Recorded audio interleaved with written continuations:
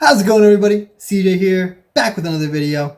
Remember to like, share, and comment on my videos. Comment what you'd build for any of these decks that I'm going to talk about, and if you think that I'm underrating any of these.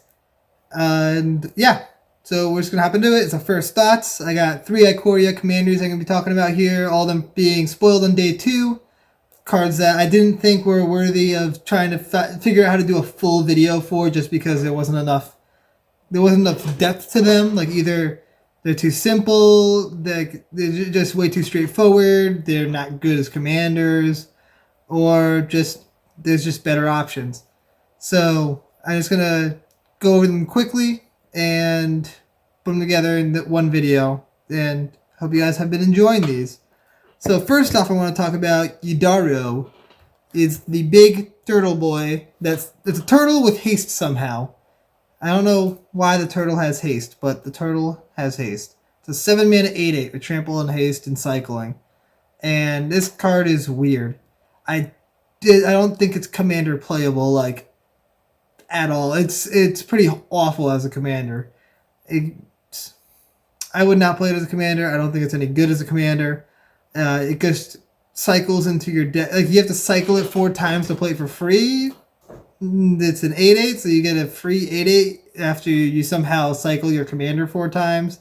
And when it doesn't actually go to your graveyard, it gets shuffled into your library, so you kind of have to, like, bring it back to the command zone and then get it back into play or into your hand somehow, and then cycle it, like, over and over. It doesn't seem worthwhile. Does not seem like it is remotely worth the hassle. And if someone does make a successful deck with this, kudos to you. But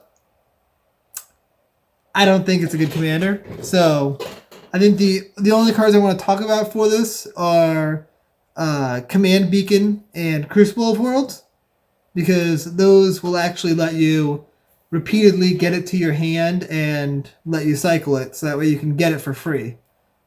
And so yeah, that's my opinion on Yidaro. I mean, if you can get it, so it's cycling, like, if you can get Command Beacon and Crucible reliably out every game and are able to do it consistently over and over and over, it actually could be pretty solid, because it ended up being a free 8/8 or 2 mana 8/8 over and over and over again that draws you a card on ETB. But it would take a while for that to happen. Like, it's not easy to Command Beacon Crucible reliably in mono red. So I'm going to just say not a good commander, but it's a turtle with haste, so it's got props there. Next, I want to talk about Chevill. This card is a big shame that it's not in Mersil colors, because it would be amazing in Mersil.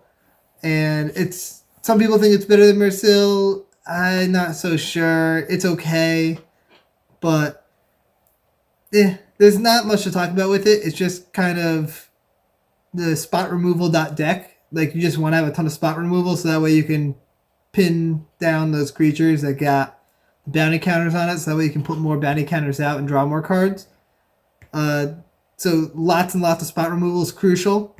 Stronic Resonator, great card in the deck, because it lets you put 2 bounty counters out instead of just 1. There's actually a card called Bounty Hunter that deals with bounty counters, and it kills creatures with bounty counters. So that should be an auto-include no matter what. If you build this deck, you need to have Bounty Hunter in it.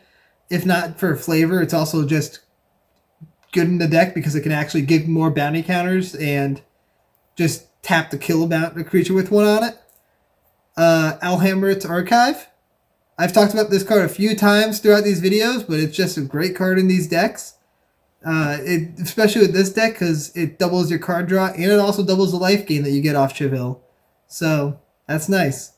And Chevill has Death Touch, so you can take advantage of that with stuff like Viridian Longbow or Thornbite Staff.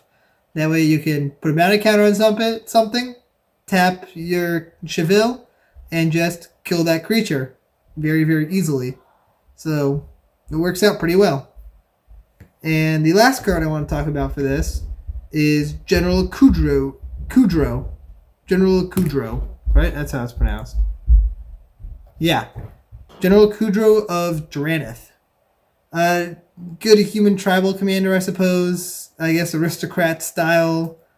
definitely aristocrat style.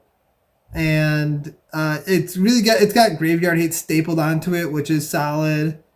You're gonna want to have a lot of recursion in it. So like I've mentioned these already a bunch of times: Karmic Guide and Revel Arc, good in this deck with a sack outlet.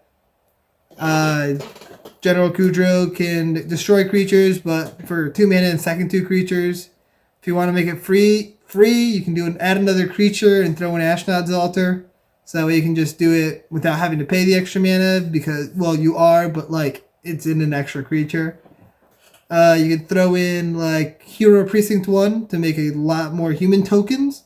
Like you're going to want a lot of token generation in this deck, so that way you can have creatures to sack and humans that don't mind going to the graveyard. Probably a lot of low CMC stuff, so like Sun Titan is really, really good in this. You're just going to need a lot of recursion. And for the token creation, you could also throw in like Handwear Militia Captain, Docent of Perfection's blue. Never mind. I think the front side's blue. Castle Ardenvale, Increasing Devotion. The Mentor of the Meek is probably a good card in the deck because you can have a lot of small stuff.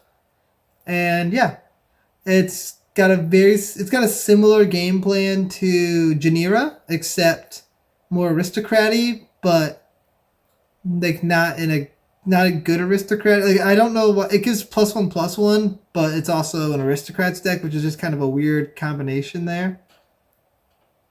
It's an interesting commander. I think it's better in the 99 than as the commander, but you could definitely do something with it as your commander. I mean, it's also restrictive on the size of the creatures that it can destroy. Like it's only power 4 or greater, so that's a little restrictive there. But I think it's good in the 99. I don't know if I wouldn't build a deck on it. If you plan on building a deck for it, that's great. Awesome. Let me know down below. I think the best deck this guy could do is Old Man Tribal. I think he'd make a really good Old Man Tribal deck and a really good Old Man Tribal commander. Also, he's got a great mustache, so got that going for him. And so yeah, that wraps it up for the Day 2 spoilers. The Day 2 commanders that I didn't think were worthy of doing a full video for. If you want to yell at me about any of these commanders and say that they totally should have deserved their own video and they're actually insane and this and that, please comment down below and let me know. I'd love to hear that. I'd love to hear from you. And like this video, subscribe to the channel. Check me out on Patreon if you really want to support the channel. You can join the Discord. We're going to be playing EDH on the Discord during the whole coronavirus thing because can't really play elsewhere. And so yeah, we'll see you guys next time. Peace out.